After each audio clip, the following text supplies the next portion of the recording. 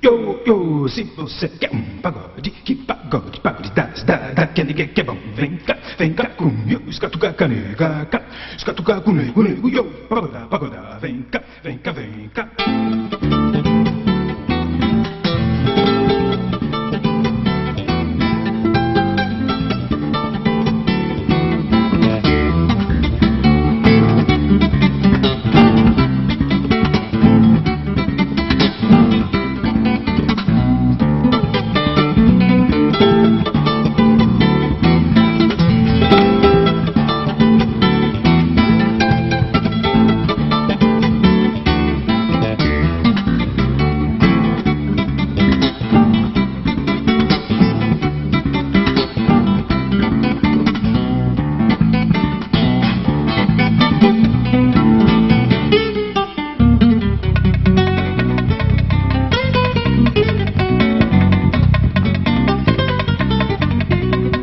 A psicologia social enfrenta hoje o desafio de ser colocada a serviço do cotidiano das sociedades.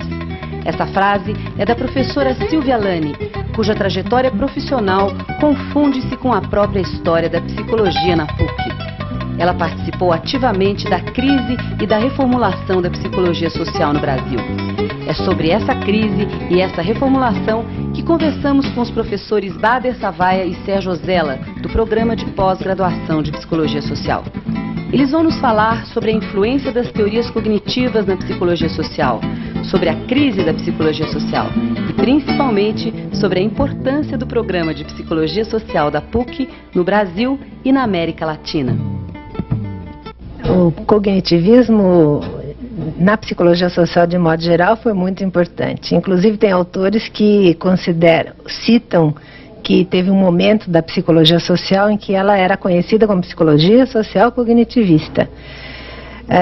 E deu um grande salto. E foi o cognitivismo entra como uma reação à escola americana condutivista, mais behaviorista, mais pragmática, centrada na questão da atitude, centrada na questão do comportamento.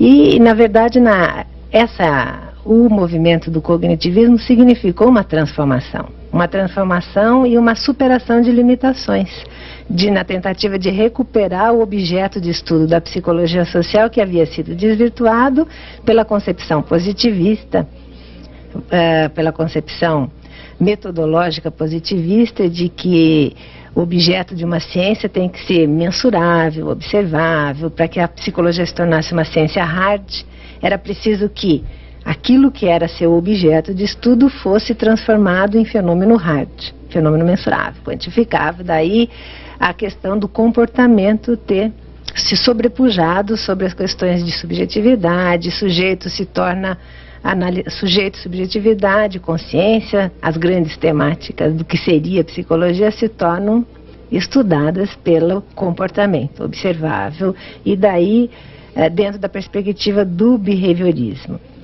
O cognitivismo ele tem uma perspectiva, aparentemente uma perspectiva até transformadora ou aparentemente mais revolucionária, que ela pressupõe três aspectos: o homem como um ser ativo, na busca do seu próprio conhecimento, orientado para o futuro, uma perspectiva prospectiva, e o homem capaz de controlar a sua própria conduta de modo racional. Quer dizer, esse é um aspecto que recuperou um pouco o homem ativamente, a visão de um homem mais ativo. Ela se contrapõe, no início, à perspectiva mais mecanicista do behaviorismo, que colocava o homem como respondendo a estímulos e sem trabalhar com o processo de reflexão, de elaboração pela cognição. Então essa perspectiva de os processos internos estarem influenciando a estimulação que ele recebe e determinando em seguida o seu comportamento é que trouxe a influência muito grande e a marca do cognitivismo na psicologia social. E o cognitivismo então vem ser uma tentativa de superar essa visão de um homem do condutivismo, um homem apenas que reage a estímulos, ou então superar a explicação do comportamento, da atividade mental como mero reflexo, ou como instinto, ou então a atividade mental como um receptáculo vazio, onde a sociedade escreve o texto que queira, que quisesse, pela através dos estímulos e de motivações, etc. Mas esse cognitivismo ele se instala definitivamente e cria a escola da psicologia social cognitivista. Você tentava entender um comportamento através de conceitos mais ou menos cristalizados na psicologia social. E havia uma desvinculação entre teoria e prática. A prática, que era uma prática específica do Brasil, ela tinha que ser interpretada com a mesma teoria produzida fora. Então essa perspectiva da teoria e da prática, no Brasil, nós tentamos, eu era aluno nessa época, nós tentamos superar da seguinte forma: nós partíamos de uma realidade concreta, partimos de observação de fenômenos, observação de situações, relato de situações, e tentávamos, com a teoria, mostrar as falhas, os vazios que existiam entre a teoria e a explicação dessa realidade que a gente vivenciava. Mecanizar o homem, né? Eu acho que a questão principal é essa: quem era esse sujeito? Esse sujeito acabava se perdendo. O sujeito virou, ou era passivo, uma tábula rasa, um receptáculo, e vem o cognitivismo e torna. Ele traz a possibilidade de um homem ativo, um homem que constrói conhecimentos e não apenas reproduz ou reflete conhecimentos. Esse é uma grande contribuição do cognitivismo. E, claro, com suas pesquisas, acaba apontando caminhos para se analisar, para se captar esse homem, não perder a dimensão do homem capaz de construir. Só que é um homem racional, um homem que atua num vazio histórico. Na verdade, eu até na minha dissertação de mestrado eu coloco que nem o cognitivismo, apesar de trazer essa dimensão, incorre no mesmo erro que o behaviorismo, na medida em que ele isola o indivíduo do contexto social e se torna apenas um agente. A visão que eu tenho do homem no cognitivismo é de um autista, isolado, do mais egocêntrico, hedonista, né?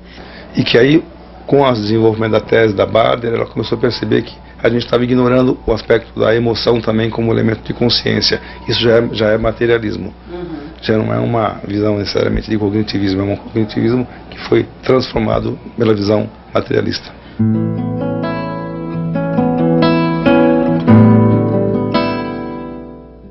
Então, houve um momento no final da década de 70 em que começou a haver um intercâmbio, por necessidades, inclusive políticas, né, que estava acontecendo na América Latina toda. Intercâmbio entre os profissionais na psicologia social, e começou-se a perceber afinidades e interesses comuns, que era a perspectiva de procurar uma psicologia mais adequada às nossas condições, ao homem latino-americano e ao continente latino-americano. A Silvia Lene, através de várias visitas, encontrou essas afinidades e começou a trazer uma perspectiva crítica, não necessariamente material. Nós não tínhamos material ainda. É uma perspectiva crítica, uma perspectiva de tentar trabalhar junto à comunidade, tentar trabalhar uma visão de transformar as condições que a gente vivia e criar então uma teoria e uma prática transformadora. Começou-se com a prática. Nós não tínhamos teoria, começou-se com a prática, juntamente com o trabalho nas comunidades, a favelas, a serviço público, em comunidades basicamente na América Latina. Esse vivenciar de problemáticas trouxe uma perspectiva de que realmente o homem era produto das condições que ele vivia, e que a psicologia social não apresentava isso. Parecia que o homem era universal. Então essa perspectiva de especificar a problemática que o homem vivia, a prática dele, e através dessa prática tentar se conhecer esse homem e tentar se trabalhar na perspectiva de transformação desse homem, é que trouxe essa visão da psicologia materialista histórica, que a Silvia Lene foi a que praticamente introduziu e teorizou a respeito. Foi outra das críticas que a Silvia fazia, mas só que a emoção ela não desapareceu só no cognitivismo, ela desaparece no behaviorismo, no cognitivismo, e desaparece também na nossa linha teórica do materialismo histórico dialético, né? Que é porque a essência, a base dessas teorias, apesar das diferenças, é de um homem racional, do sujeito racional que compreende o mundo, ou ele compreende o mundo situado historicamente, ou isolado, ou recebendo influências, mas não um homem racional com esferas de... No máximo que a psicologia social, sociológica e até a representação social do Moscovici chega a falar é de que o homem é um homem racional com esferas de irracionalidade. São essas perguntas que fizeram com que um ramo da psicologia social acabasse se voltando mais a ficar mais preocupado com inserir o homem socialmente. Não é com a interferência do social, mas em considerar o homem não como afetado pelas variáveis sociais, mas o homem enquanto história, um homem enquanto um ser histórico, mais do que social, um ser histórico-social. E a cognição, ela só é elaborada enquanto história. Ela tem que ser compreendida também enquanto processo histórico. Não adianta colocar um qualificativo social na cognição, mas é entender um processo enquanto um processo que só se dá na relação. O homem enquanto um ser de relação, né? Como eu disse, nós partimos de alguns autores que nunca tinham chegado ao nosso conhecimento. Basicamente, na França, alguns filósofos, não eram psicólogos, filósofos que trabalhavam com uma perspectiva da psicologia social, uma utopia em crise, porque nós estávamos vivendo uma crise, e que se foi identificada não só no Brasil, mas também na Europa. Nos Estados Unidos a crise era uma crise mais metodológica, não chegava a ser uma crise epistemológica, uma crise muito mais de postura.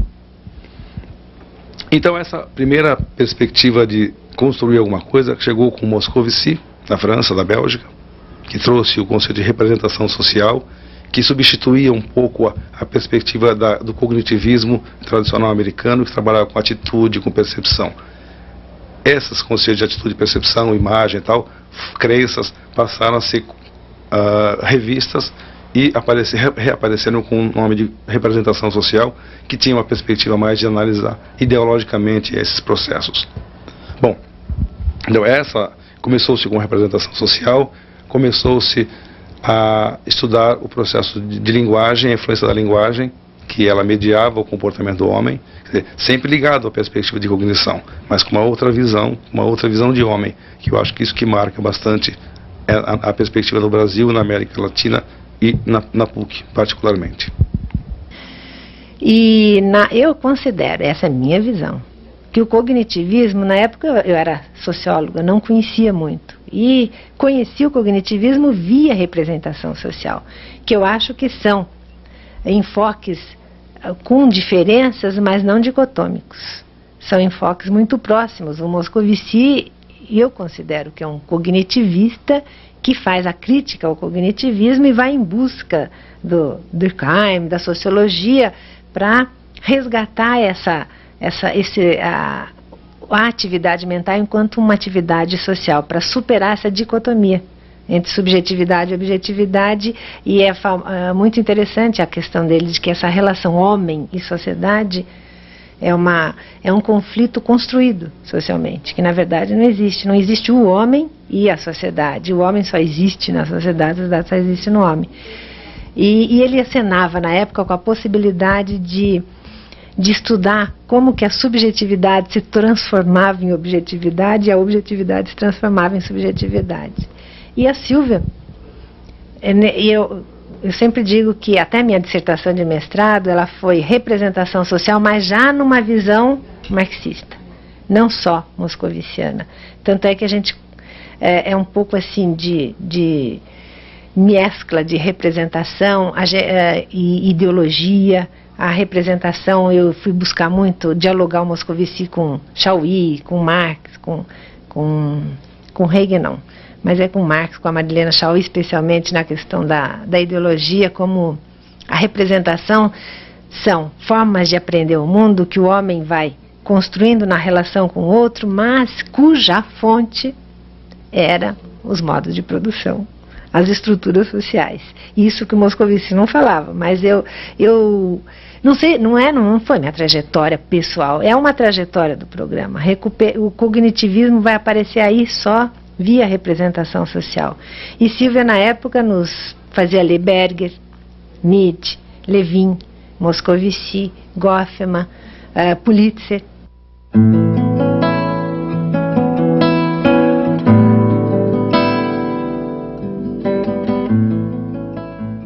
Bom, eu fiz uma tese de doutorado que chamava, né, o ensino da psicologia social, o pensar e o agir do professor dessa área. E era inicialmente um levantamento que foi feito no Brasil todo, com todas as faculdades de psicologia no Brasil. Na época havia 74 faculdades, eu entrevistei profissionais de 69.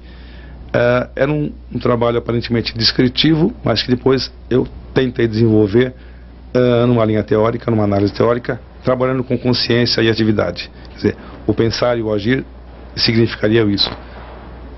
O que ele imagina, o que ele pensa, como ele constrói a visão dele da psicologia social enquanto área de atuação e de ensino, e como, na verdade, ele desenvolve na sala de aula esse pensar sobre. Então eu comecei a fazer esse trabalho da pesquisa em 83, as entrevistas que eu fiz foi de 83 a 86, então o material que eu tinha é dessa época. A análise foi feita bem mais tarde, foi feita na década de 90, e os dados estavam, inclusive, me pareciam um pouco superados. De qualquer maneira, eu não ia jogar fora 98 entrevistas e trabalhei com elas mesmo. E deu para tentar verificar e fotografar a psicologia social no Brasil em termos de ensino.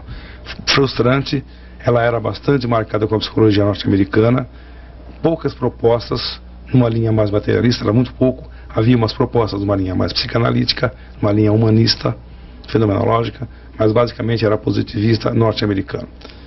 Eu senti algumas contradições que aí entre o fazer e o pensar, em que as pessoas tinham ideias interessantes, críticas, mas não aplicavam essas críticas, ou porque não tinha material, ou porque as críticas não eram críticas realmente consistentes. Eram muitas vezes um discurso vazio. Mas havia pelo menos essa semente de algumas pessoas preocupadas. Bom, eu fiquei esperando essa semente e atualizei o material agora em 93. Fiz novamente investigação, não com entrevistas agora, mas só com o conteúdo, os objetivos, o material usado teoricamente, os livros e tal. Então eu atualizei os dados e foi realmente surpreendente. Foi uma coisa que para mim, a frustração daquele trabalho foi como uma renascer na psicologia social atualmente. A mudança foi bastante drástica. A psicologia social, com visão de transformação, com perspectiva transformadora, com perspectiva materialista, está praticamente presente em grande parte das nossas faculdades. E o mais importante, que eu acho que os objetivos passam a se destacar o aspecto do homem sócio-histórico, o homem construído historicamente, o homem agente da sua própria condição social, tal, que é limitada pelas condições sociais que existem na sociedade, mas ela tem condição de superação. E o mais importante, que todo o material que era usado em 1983, que era entre os 20 primeiros livros, 10 primeiros livros, eram materiais americanos, livros manuais americanos. Atualmente nós temos entre os 5 primeiros, 4 livros ligados ao materialismo. A Silvia Lane aparece nos primeiros 2 lugares, como a mais lida. E o mais importante é que houve essa inversão, né? E além de termos autores brasileiros, que é importante, a produção brasileira está sendo fundamental, o positivismo está colocado assim em último lugar, não aparece mais com tanta frequência. Quer dizer, houve uma perspectiva nova, produziu-se muita coisa, então daqui para frente o ensino da psicologia social me parece que vai ter um futuro mais interessante. A PUC vai começar a ter um papel muito importante nos anos 80, especialmente, que vai ser o período em que a Silvia vai lançar o livro Psicologia Social em Movimento e que vai conseguir sistematizar e sedimentar esse conhecimento que ela vinha, que eu contei a você, já circulando em torno desses autores. Já é nessa época que vai acontecer na América Latina um movimento, principalmente Venezuela e Brasil, e também, eu acho que tem grandes representantes na época venezuelanos, a Silvia Lane do Brasil, Martim Baró de El Salvador, que vão definitivamente construir aquilo que até então era chamado uma psicologia social marginal, uma psicologia social marxista. materialista histórica, que a Silvia na época até chamava de psicologia crítica, psicologia social crítica. Vai ser recuperado os pressupostos do marxismo, do materialismo histórico, vai se fazer uma crítica, juntando também com um grupo de franceses na época, o Poitou, Péchet, que também fazem uma crítica ideológica à psicologia social. E como é um movimento global isso, um movimento de fazer uma crítica ideológica, da ideologia das ciências, para que ela recupere o seu papel de agente de emancipação social e não um agente de manutenção da ordem social, colocar a ciência a serviço da transformação social. Agora, dentro desse movimento todo, a Silvia tem um grande papel, e ela que vai construir uma escola que por tempos ainda vai ser considerada marginal, tanto que a gente sofre embates, né, de ordens oficiais na questão de reconhecimento do programa, mas ao mesmo tempo que tem esses embates, porque estava enfrentando uma hegemonia de pensamento baseado no cognitivismo, no behaviorismo, né? O grande nome é Haroldo Rodrigues, que ele se denomina um cognitivista, outros o rótulo de behaviorista cognitivista. E a crítica que se faz ao que a psicologia vinha fazendo na PUC era de que não era política, não era uma ciência, né? Porque se tentava questionar todas aquelas cisões em ciência com rigor, ciência engajada. E a Silvia vai começar a deslanchar, além dessas leituras, que ela vai trazer os soviéticos, os psicólogos soviéticos, Vygotsky, Leontiev, Luria, que serão leituras fundamentais. Ela vai também desencadear uma atividade de psicologia na comunidade, uma atividade alternativa. Ela se preocupa tanto na transformação teórica quanto na transformação metodológica e da prática. O que é a ação do psicólogo social? O que é fazer psicologia social engajada fora das instituições e dos consultórios? Ela vai para Osasco e começa dentro desse movimento que depois vai ser conhecido como psicologia comunitária e pesquisa participante. Não podemos esquecer que nós estamos vivendo na época da ditadura militar, que dificilmente você conseguia uma atividade política mais livre e mais solta fora nem mesmo na academia, quanto mais fora. E ela vê no trabalho comunitário, na criação de um ramo da psicologia chamado psicologia comunitária, que já existia, com diferentes perspectivas. A psicologia social, atualmente, ela basicamente seria uma psicologia do estudo da consciência. Consciência como maneira mais global, que não cabe aqui desenvolver o que seria consciência. Mas assim, consciência seria o ponto básico de estudo da psicologia social materialista. E ela parte tanto da perspectiva de Vygotsky, que propõe uma linguagem como elemento fundamental, como dos conceitos básicos de psicologia social trazidos por Leontiev, que recupera Vygotsky já numa década de 50, mais recente, e propõe 3 categorias básicas, que é consciência, atividade e personalidade. Dessas 3, a consciência é a mais trabalhada, junto com a atividade, e a personalidade está um pouco identificada com identidade, que o Ciampa desenvolve numa perspectiva também materialista. Essas são as 3 categorias que estão marcando o estudo da psicologia social no Brasil, com perspectiva materialista histórica. Nós chamamos na graduação de psicologia social sócio-histórica, que não tem como eu vou dizer, um correspondente muito nos outros países. Nos outros países fala assim, psicologia pós-moderna, psicologia sociocultural, mas nós criamos a sócio-histórica, que com a base no materialismo histórico de Moura.